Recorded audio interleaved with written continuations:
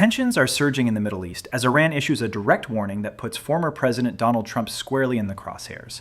The threat follows renewed U.S. involvement in regional conflicts and past military actions ordered under Trump's watch. Tehran's message is clear, and it's escalating fast. Watch the full video to uncover Iran's warning, Trump's response, and what this could mean for global security. Okay, imagine this. What if simply stepping outside or, making a public appearance meant you were constantly navigating this landscape of unseen threats?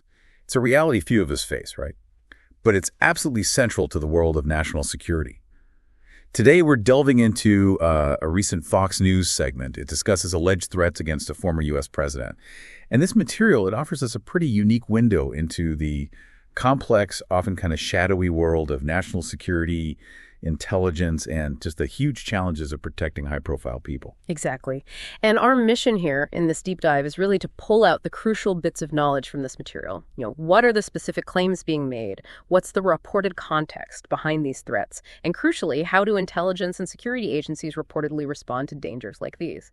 We'll also think about what these very public statements might mean in the bigger geopolitical picture. It's about understanding the mechanics at play, really, beyond just the headlines. Right. Okay, let's dig into the core of these claims then. The segment kicks off with a pretty dramatic statement.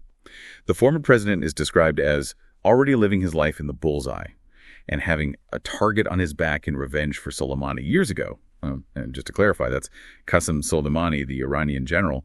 His death, as the source notes, definitely sparked vows of revenge from Iran. The reporting even points to a specific time where he apparently narrowly escaped death last year in Butler, Pennsylvania. That imagery sets a really serious tone, doesn't it, right from the start? It does. And what's striking here is the reported severity. According to the reporting, there were actual kill teams in the United States. Intelligence sources were apparently relaying that there were folks in the United States who want to kill him. Now, this information, we learn, led to an elevated level of protection around him compared to other presidents, which, really underscores the perceived danger. So the severity wasn't just talk, it was about actual reported kill teams in the U.S. That's an incredible level of danger. Exactly, an incredible level. And the threats didn't stop there, apparently. The material introduces even more explicit public threats, specifically that the former president is now being targeted by Iranian death fatwa attention, and significantly, including ones coming from government Iranian officials. So this isn't just anonymous chatter, it's linked to official sources. Right, and you have to ask, well, how explicit were these threats? There's one particularly startling quote mentioned from an advisor to Iran's Ayatollah. He apparently said, Trump can no longer sunbathe in Mar-a-Lago. While he is lying down, a microdrone might target and strike him right in the navel. It's chillingly specific, almost like something out of a movie. And the source notes this isn't the first time something like this was reported. An Iranian assassination plot was uncovered weeks before the now infamous Butler, Pennsylvania rally. So it suggests a pattern, maybe, not just a one-off. A pattern. So given these escalating threats, what kind of immediate reactions does the source mention? From, say, watchdog groups. Well, it mentions one group, United Against Nuclear Iran. They're apparently demanding immediate sanctions on any Iranian clerics or organizations that have issued any fatwas at all. They're clearly calling for direct action. And in this context, the source defines a fatwa very explicitly. It's described as a legal decree that calls for the torture and assassination of President Trump. To give a sense of the historical weight, the source compares it to the last fatwa against what it calls an American system, referencing Salman Rushdie, who, as we know, suffered that brutal attack on stage just, 2 years ago. A tragic reminder that these decrees can have very real, very violent consequences. That comparison really highlights the perceived deadly seriousness here. It really does. Yeah. Now, it's easy to get caught up in the specifics of one individual, but the source material does make it clear. This isn't just about the former president. It states, quote, it is not just the president that faces threats from Iran. Yeah. So beyond this specific case, what does the broader picture of Iran's threat look like, according to this material? Yeah, that's a key point. If we connect this to the bigger picture, the reported threat from Iran seems to extend far beyond just one person. There's that level 4 travel warning from the State Department telling Americans basically do not go there, no matter your nationality, Iranian American or otherwise, for any reason. The reporting also highlights that Iran has allegedly tried to kill former National Security Advisor John Bolton and former Secretary of State Mike Pompeo. So these aren't presented as isolated incidents. Iran is explicitly called the world's leading sponsor of terrorism, and there's the alarming claim that the al-Qaeda leader is currently enjoying safe haven in Iran. It paints a picture of a pretty pervasive systemic threat. Okay, so with threats described as being this pervasive, a crucial question comes up. How exactly do security and intelligence services respond to something of this magnitude? The source mentions security services were flying decrossed planes across the country worried about missiles. And just to clarify, decrossed planes likely refers to specialized surveillance or perhaps anti-missile defense aircraft. That indicates an extremely high level of alert, right? A serious response to credible threats. Acting on real information and intelligence, there was something here that they had to be extraordinarily cautious. That's right. And Dan Hoffman, who's a former CIA chief of station, he provides an expert perspective in the source material. He states pretty unequivocally that President Trump is still in Iran's crosshairs. And he emphasizes the critical importance of the intelligence community. Their job is to collect intelligence on those threats so that we can preempt them before any harm is caused to the president. Unquote. But he also makes a key distinction. He suggests that this specific public threat, the one from the advisor, it's more of not so sophisticated influence operation. An influence operation. That's interesting. Why would a public threat like that be called an influence operation instead of, a direct, immediate warning? What's the strategy there? Well, this is where it connects to the bigger geopolitical dynamics, according to the source. It points out that, reportedly, Israel has decimated Iran's proxy terrorist networks as well as air defenses.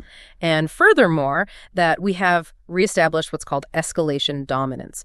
Essentially, the ability to control the pace of a conflict, particularly after bombing Iran's nuclear sites is mentioned. So the argument presented is that Iran doesn't have a lot of leverage going into the negotiations that we need to end their nuclear program for good.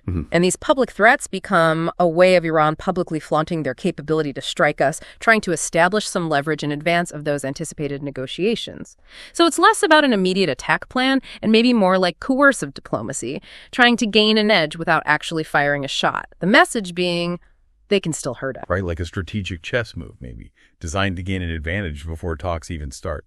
But okay, regardless of the intent, strategic or otherwise, how do intelligence agencies actually detect these threats? Especially when we hear about the threat of sleeper cells in America and how agencies are buckling down to try to find them. How does that work? Yeah, how do they find them? The source gives a couple of examples to illustrate that intelligence work. There's the case of a man in Rhode Island who was apparently rooted out through a social media post because, he popped his head above water there with the social media post. And that gave intel agencies the opportunity to find and fix his location and deal with it. Now, that's contrasted with the challenge of a lone wolf, where security often has to be reactive at the point of attack. But the real goal, the source says, is to get to threats way out, as we like to say, left of boom, before the explosion, basically, which means scouring social media, being into the networks, the nexus between overseas threats. And it mentions a specific past success, an individual apparently deported in 2008 who was allegedly tasked to assassinate President Trump during the campaign. The source calls that a fantastic operation by the FBI to end that operation before any harm was caused to the president, then the candidate. So it really highlights the depth and the proactive nature of this work. Okay, so for all this talk of severe threats, public fatwas, strategic influence operations, how did the former president reportedly react when asked about these new dangers? The source suggests he didn't sound overly concerned. Yeah, his exact reported words when asked if he thinks it's a real threat were apparently, yeah, I guess it's the threat note. And then he added, I'm not sure it is a threat actually, but perhaps it is. It's a remarkably measured response, almost dismissive, you could say, given the weight of the claims. The sheer complexity of assessing and mitigating these kinds of global threats, especially when they're tangled up with geopolitical strategy, it's just immense. Public pronouncements, like the ones we've discussed, might well mask deeper strategic intentions. They might not be straightforward declarations of what's going to happen next. It's a constant reminder, really, that intelligence agencies are working tirelessly, mostly unseen, trying to preempt dangers based on real information and intelligence, navigating this world where threats are always shifting. Exactly. Our deep dive today has, I think, pulled back the curtain a little on the layers of these alleged threats. the intricate dance of international relations, and the constant vigilance required by those whose job it is to maintain national security. It truly gives you a sense of the challenges involved in trying to keep individuals, and even nations, safe in what is often a very volatile environment. So here's something to maybe think about. When public statements about threats like these are made, how much of it do you think is genuine, immediate intent, and how much is a calculated move in a much larger geopolitical game? And maybe more importantly, what does that mean for how you evaluate the information you hear about global tensions? Thanks for watching Global Mind News. If you found this report helpful, make sure to like, share, and subscribe. We bring you the facts, insights, and updates that matter, straight from the source. See you in the next report.